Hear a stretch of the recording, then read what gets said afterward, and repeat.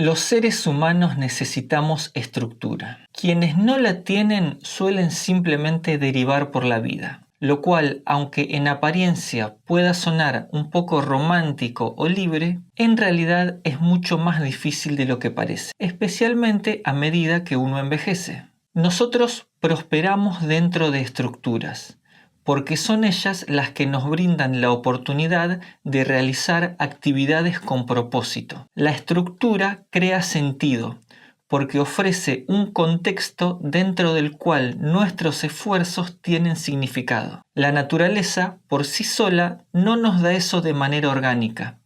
Somos nosotros quienes debemos imponerle estructura para poder generar la posibilidad de una acción con propósito. En psicología se suele decir que el ser humano necesita estructura para encontrar sentido y dirección. Desde la sociología podemos reinterpretar esa afirmación. La estructura no es algo que el individuo crea desde cero, sino un conjunto de reglas, valores y expectativas colectivas que lo preceden. Sin embargo, el modo en que nos relacionamos con esas estructuras, si las obedecemos, las transformamos o las rechazamos, depende de la libertad y de la responsabilidad individual. Y ahí es donde aparece la tensión más interesante.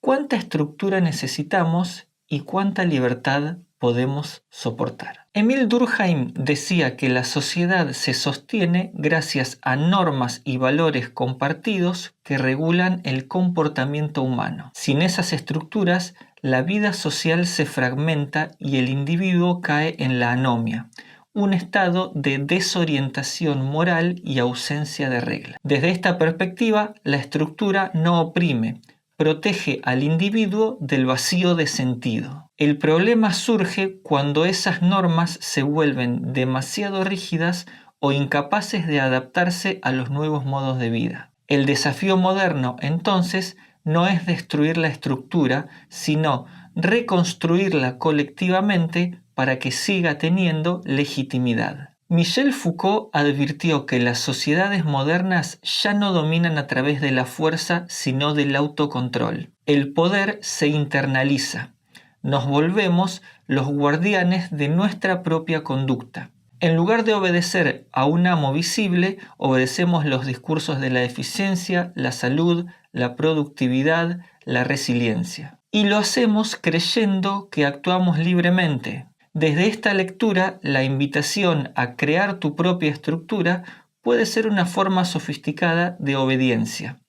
El individuo se disciplina a sí mismo para servir mejor al sistema, no a sus propios fines. Max Weber explicó que la modernidad está marcada por la racionalización, la tendencia a organizar todo según la lógica del cálculo y la eficiencia. Esa racionalidad crea progreso, pero también lo que él llamó una jaula de hierro, donde las personas se sienten atrapadas por reglas impersonales, burocracias y expectativas de rendimiento. La estructura moderna promete orden, pero termina sofocando la creatividad y la espontaneidad. Nos enseña a planificar, no a vivir. Un ejemplo perfecto de eso sería la institución educativa. Norbert Elias mostró que el control social se fue internalizando lentamente a lo largo de los siglos. Lo que antes era impuesto por la fuerza, el castigo, la censura, el honor, ahora se mantiene mediante el autocontrol emocional y moral. El resultado es un individuo autocontrolado, pero también ansioso, permanentemente vigilante de sí mismo. El costo de la civilización es la tensión constante entre el deseo y la norma. Bauman observó que en nuestra época las estructuras sólidas se disuelven: trabajo, familia, comunidad e identidad. El sujeto contemporáneo vive en un flujo constante, obligado a reinventarse. La libertad se vuelve obligación.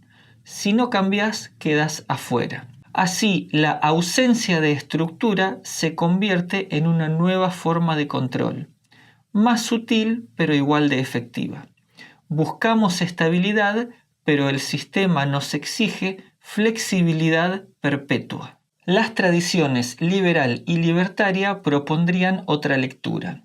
La estructura no debe ser un marco impuesto necesariamente, sino una construcción voluntaria nacida de la libertad individual. Desde esta visión, inspirada en pensadores como Hayek, Nozick o incluso Tocqueville, la estructura más valiosa no es la que nos encierra, sino la que emerge espontáneamente de la cooperación libre entre individuos. El orden social no necesita ser diseñado desde arriba, puede surgir desde abajo, a partir de acuerdos, costumbres, contratos y asociaciones voluntarias. El ser humano no necesitaría entregarse a la autoridad, sino autolimitarse por elección, reconociendo que la libertad sin responsabilidad degenera en caos. La disciplina, en este sentido, no es obediencia, es autodeterminación. Cuando alguien crea su propia estructura y la cumple por decisión consciente, está ejerciendo la forma más madura de libertad posible,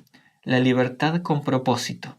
Desde este punto de vista, las instituciones externas, Estado, escuela, empresa, religión, solo deberían existir para garantizar el marco de libertad donde los individuos puedan crear sus propias estructuras de sentido, no para imponer un modo de vida, sino para proteger el derecho de cada persona a definir el suyo. El individuo libre no deriva, elige su rumbo, pero tampoco se somete a estructuras impuestas, las diseña y las habita según sus valores.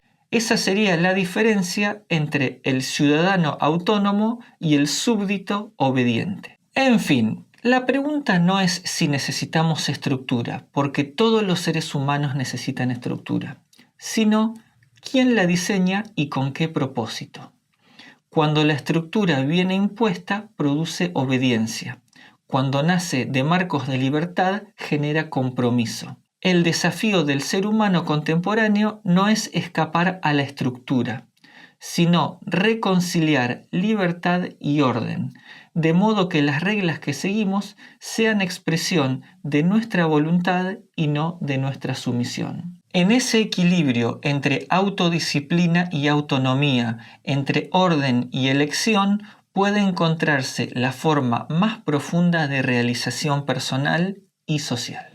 Me gustaría leer en los comentarios cuáles de estas visiones sobre la estructura está más cercana a tu realidad. Espero que este video te haya sido útil y nos vemos en la próxima. No olvides suscribirte.